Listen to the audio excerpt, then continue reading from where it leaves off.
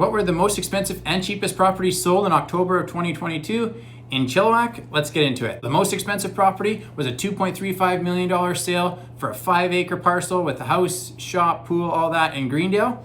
And then the cheapest sale was a $155,000 mobile home in Hope.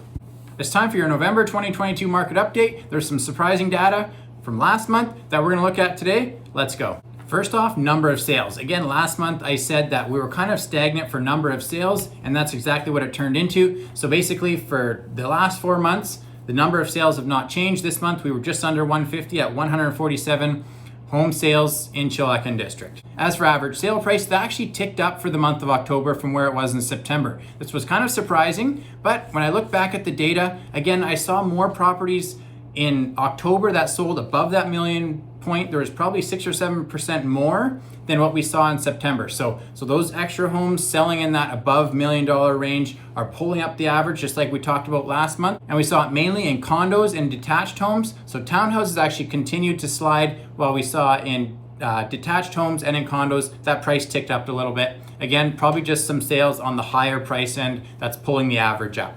What's interesting though is that the median did not go up. The median actually came down. And if you know what median is, it's the midpoint between, it's the point at which 50% of the sales are below and 50% of the sales are above. So that point actually came down again last month, which makes me believe that we're not on a new trend. Basically the median is down, the average ticked up because we had some outlying higher sales numbers in detached and condo sales. Inventory is actually continuing on a typical downward trajectory, which would be typical because in December and November, we actually see fewer listings coming on as we get closer to Christmas.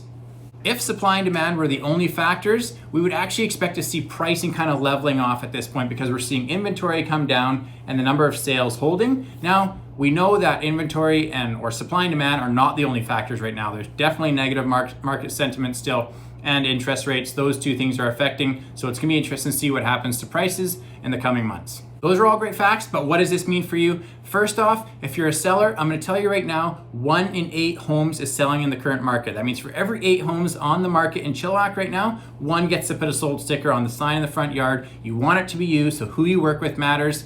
Don't just pick any agent.